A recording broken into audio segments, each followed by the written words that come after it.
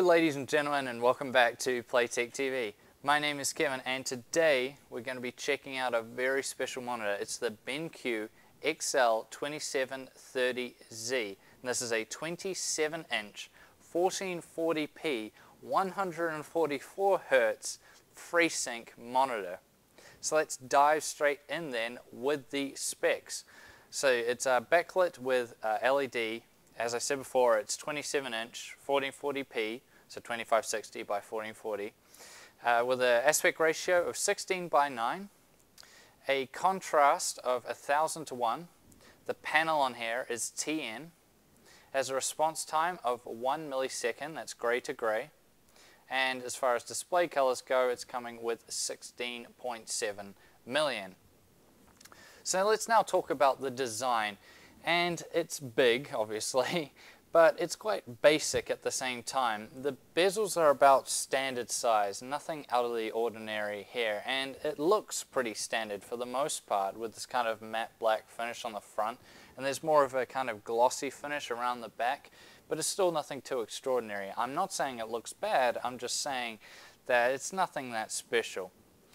The stand, however, is very special. It is absolutely fantastic. It's very big, very well made, and you have measurements on it so you can remember where you've set things. So if you take the monitor and move it somewhere else, you don't lose all your adjustments there.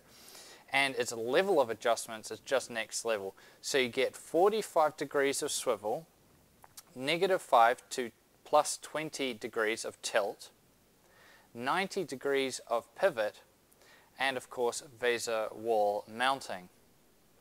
Now it also comes with what they're calling the S-switch arc, which is a little circle kind of remote control for the menu, which sits down here if you were to have it installed. At first, when I got this monitor, I thought that was actually like a cup holder or something, but I was wondering why it was so close to the screen, you know, mounted on the stand. So, but no, it's not. It's actually for that remote control. It's basically allows you to set up the menus a little bit easier, but aside from when you first get the monitor, it's going to be pretty pointless, and I don't really see the need for it. Now, it does come with a headphone holder, which comes out the side here, as you can see. I mean, this is kind of a little bit gimmicky as well. I can see what they're trying to do with it though, and it's nice. I mean, some people might find it useful depending on what kind of setup you have. Now let's talk about I/O while we're over here. So on the side here, you also get two USB 3.0 ports, a headphone jack, and a microphone jack, which is relatively convenient. And then as far as the inputs go, you have a D-sub, a DVI-D, HDMI 2.0, which means 60 Hz 4K, HDMI 1.4, so the old standard, and of course DisplayPort 1.2. Now the menu is very easy to use, even just using the screen controls that are on the monitor. It's very easy to use, easy to navigate. I thought it was really good. There's a ton of settings there, so you'll be able to set everything up exactly how you want. I just used standard mode because I thought that was kind of the easiest, and then I kind of just set up from there. But the main thing to do is to bring the brightness down, because from standard the brightness is way too high, so you really need to be bringing that down. And of course setting blur reduction to off, because I didn't really find that feature that necessary. Now let's talk about FreeSync, since it's such a big part of what this display is. Now this technology is only for the AMD graphics users of you out there. It will not work with NVIDIA GPUs. And basically what FreeSync does is it fixes the issues of tearing, which you get when the render rate of the GPU, which is always varying, and the refresh rate of the monitor, which is fixed, are out of sync. The GPU sends a new frame to the monitor while it's only partway through displaying the last. And this gives you the horrible tearing that you can see on the screen. It doesn't look good at all. It can ruin the immersion of your game and just ruins the gameplay experience in general.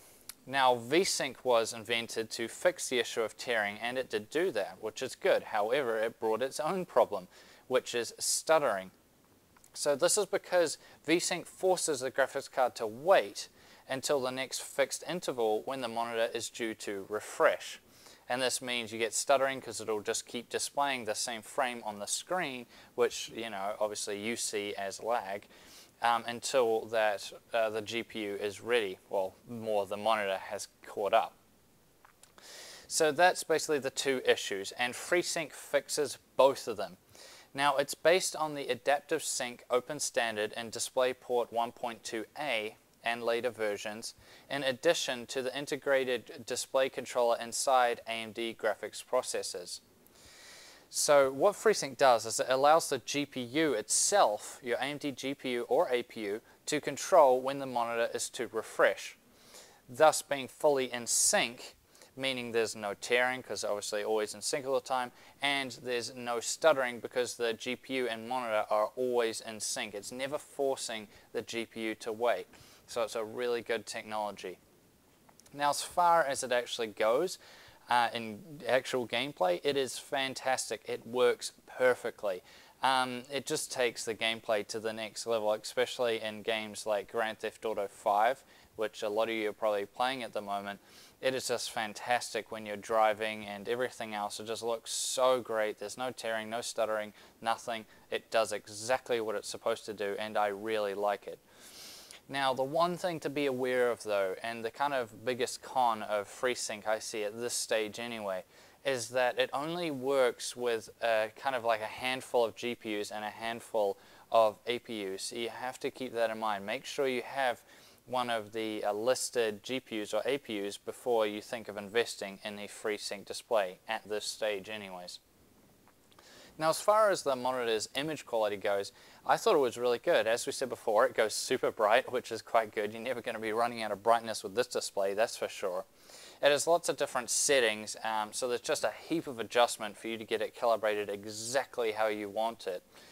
However, being a TN panel, you have the obvious drawbacks that you'll probably be used to by now, which is at viewing angles, the horizontal color shifts being quite bad, as well as the vertical ones.